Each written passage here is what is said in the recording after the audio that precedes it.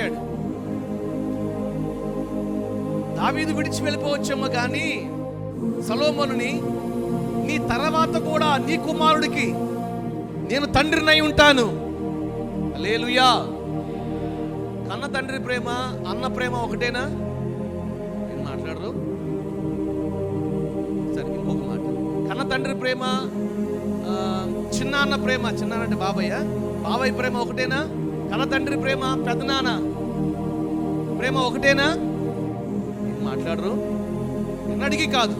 ఎంతో అంత మార్పు అనేది, ఎంతో కొంత ఆ వ్యత్యాసం అనేది కన్న తండ్రి అనుకుంటాడు. ఆ తండ్రికి కుటుంబం మనమే, ఆ తండ్రికి పిల్లలు మనమే, ఇంకెవరు, ఇంకొక ప్రపంచం లేదు. కానీ ఆ ఇంట పుట్టిన అన్నకు ఇంకొక కుటుంబం ఉంటుంది, తన భార్య, తన పిల్లలు, అది వారి కుటుంబం. ఆ అన్న తమ్ముడికి తండ్రి చూపిన ప్రేమ చూపలేకపోయి ఉండొచ్చు. ఇది వాస్తవం.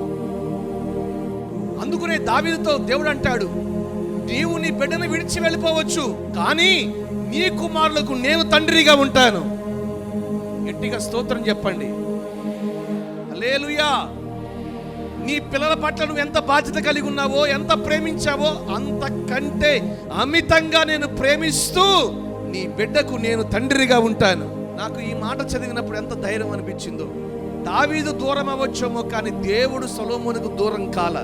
ఆత్మీయ తండ్రి మనకు దూరమై సన్నిధికి వెళ్ళొచ్చేమో కానీ ప్రభు సన్నిధికి, ఏమండి, ఆ తర్వాత మన తండ్రిగా ఎవరున్నారు? ఈ మాట ప్రకారం ఎవరున్నారు? మాట్లాడండి.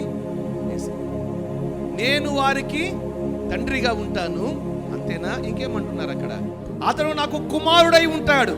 హల్లెలూయా. ఎంత అద్భుతమైన దేవుడి మాట.